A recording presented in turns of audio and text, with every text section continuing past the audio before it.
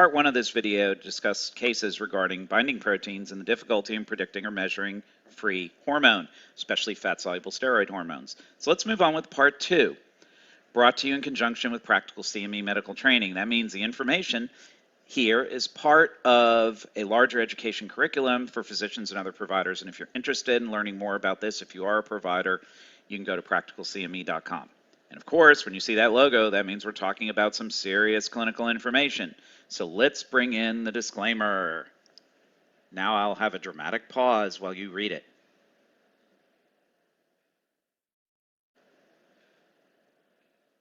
Okay, so let's start again with the bloodstream.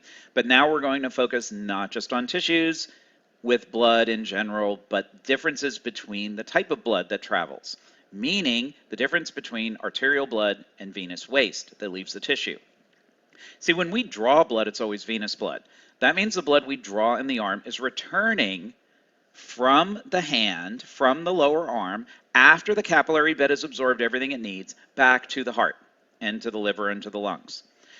In other words, the arteries deliver lots of nice fun packages to your house.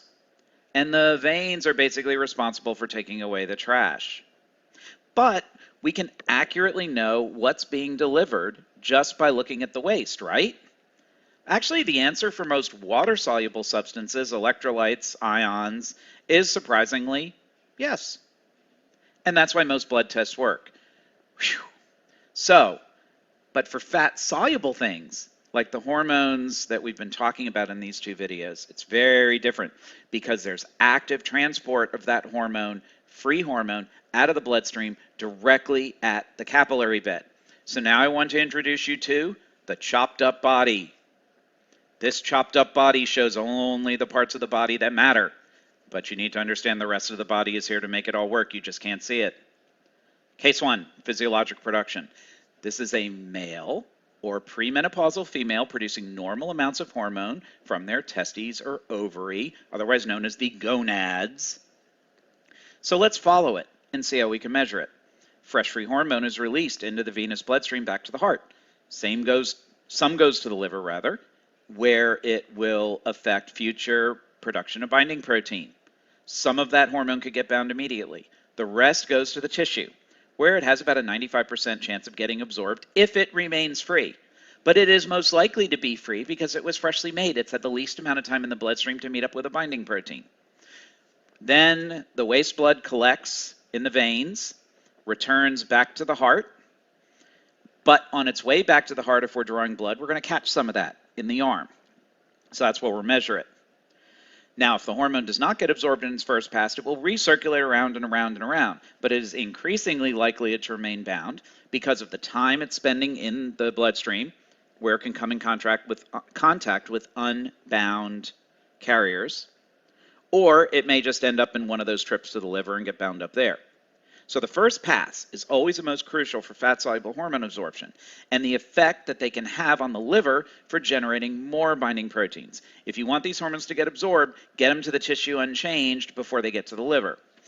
Now let's put some relative numbers on the levels that might be obtained maybe by a salivary test, which is a measure of the hormone at the capillary bed in the salivary gland and in venous blood.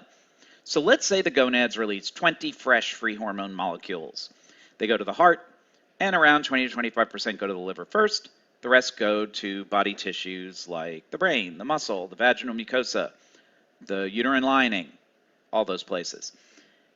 So if 15 remain free, then roughly 13 should get absorbed at the capillary bed, and 2 may continue on to be detected at the vein.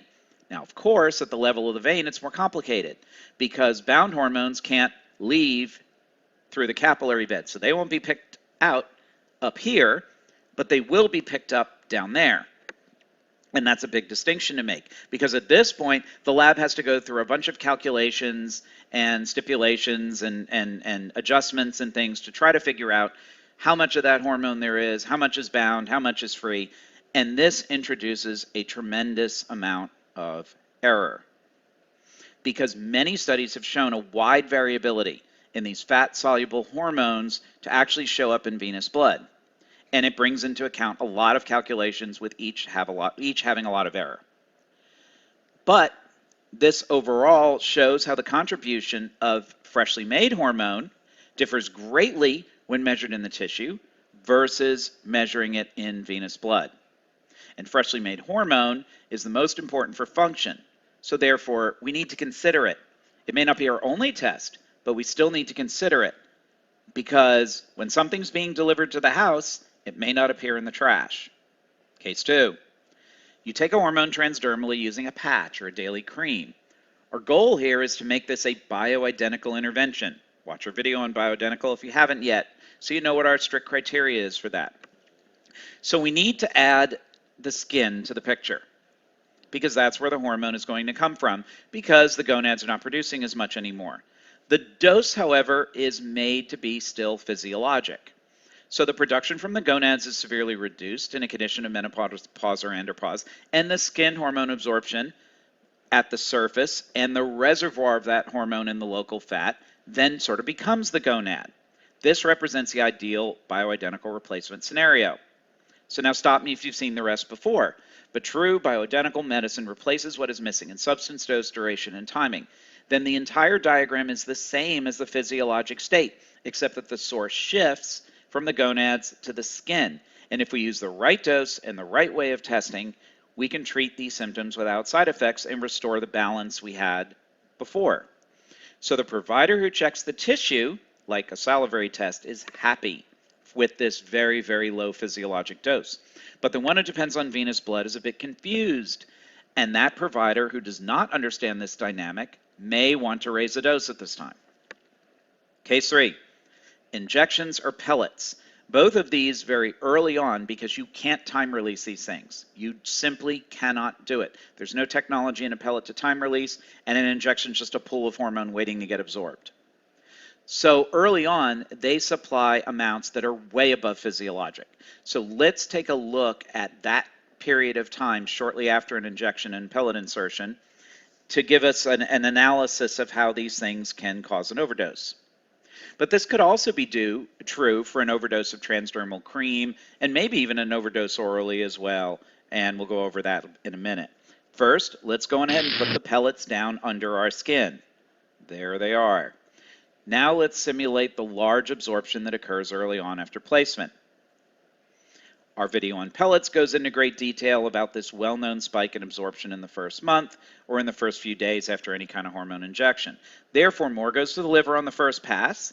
The tissue gets saturated, kind of like a pasta strainer in your sink. If you dump too much water and pasta into it, some of the water and pasta spills over the top edge because it can't leak through the bottom of the strainer fast enough. Not all of the elevated hormone can just go to the cells. They have a speed limit. Maybe their speed limit's 55, like the highways. So more free hormone ends up getting rejected by the tissues and ends up in the vein to be measured by the blood draw. So the provider who checks the blood levels is thrilled. Hey, they're working! We gave you this and it's showing up in your blood and we fixed you. The levels now, though, are at the top end of that super wide blood range. Well, that's all right, because we think more is better, and the provider thinks they did a great job. However, the salivary provider is alarmed. This is way too much. If we oversaturate things, how is all this extra hormone going to leave the body? Because we can only get rid of so much at a time. And are those metabolites going to create other symptoms? And are they going to potentially stimulate other tissues that we didn't intend? So there's a lot of thinking going on there. It's very difficult to predict, too, how this overdose of hormones is going to be handled by the liver, because the liver is definitely going to make more SHBG, and everybody's SHBG capacity varies tremendously. Some of it's genetic, some of it's dependent on nutrition. So a higher dose really depends on this very variable, very personal SHBG response that we can't accurately measure or control even. Case 4, oral pharmaceutical dosing. Still one of the most common ways women especially take postmenopausal estrogen. And of course, this could also be true somewhat for birth control pills, which is high dose of synthetic hormones. So this has always been sort of our gold standard for replacement. Estrase, an estra test for women. Methyl testosterone, which has been used by men but is on the decline. This rarely gets a rise in blood levels except after prolonged exposure or elevated amounts. Let's see why. So everything we swallow goes from our small intestine. Yeah, I know, it's a picture of the stomach, but the small intestine wanted too much money, so what am I going to do? Small intestine didn't appear. That entire dose now heads to the liver. Contrast that to the other situations where a small fraction of the first pass went to the liver. The liver says, what the heck did you just eat? I need to save you from that, and it binds it up immediately. So it gets mad and it makes worse immediately. But that reaction is unpredictable and dependent again on nutrition, genetics, and other medications maybe you might be taking. So anyway, less remains free to enter the bloodstream, go to the tissues, and you know the drill from here. So that massive dose gets barely picked up in blood, and the saliva is unpredictable as well. Nobody is happy and everybody's confused. Now, some people assume that when you swallow that 50 pill and the blood barely rises, that it was not absorbed and it ended up in the stool. That is a grave oversimplification. Our GI tract is extremely good at absorbing stuff. In fact, most people's GI tracts absorb too much, and they need to be more selective. But more on that when we discuss gut biofilm and leaky gut. So it gets absorbed, but the unmeasured hormone is not bound at all. Some is turned into metabolites by the liver because that's where we detoxify and change things that are in our circulation, whether it comes straight from the GI tract or from elsewhere in our body. Many of these metabolites are weaker, but still active at the receptor. Some could even be harmful. Some could bind to the receptor for a long time. This is the hidden unknown of taking fat-soluble hormones orally. They have tissue effects, but are not completely trackable, and that leaves you depending way too much on symptoms to guide your dosing. Not very scientific at all. Look at all these lines. Lines, high numbers, mean uncertainty and variation. Do you agree with me? This picture is a lot more messed up. It's a lot more busy than the physiologic replacement. And that's one of the problems. It's not the best medicine, but it's the way we've been doing it for 70 years. It is standard of care, and it is perfectly legal. So these first three cases showed the liver being a very minor player in the first pass of anything made by the gonads or dermally absorbed into the system. But in this case, the liver is responsible for the entire first pass effect when that hormone is swallowed. That is very different. And it's not good because we can't predict it. Because if that liver is preoccupied with binding up all the pills we eat, how will it handle all the other toxins and medications that we make or eat that we expect the processing of those to not change? So it's just a few examples to show how complicated it can be to accurately measure sex hormone levels in tissues. So what's the moral of the story? Don't swallow sex hormones unless you have to.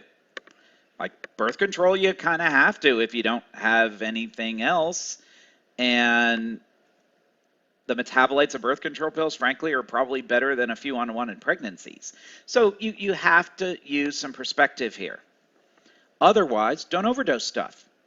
And don't depend only on venous blood testing. Consider tissue levels like saliva along with venous blood testing for the full picture. And definitely don't just rely on symptoms. All right, that's it for me. Sorry it took so long. Follow us on these platforms, and I hope you don't have a nightmare about exploding livers tonight. Bye.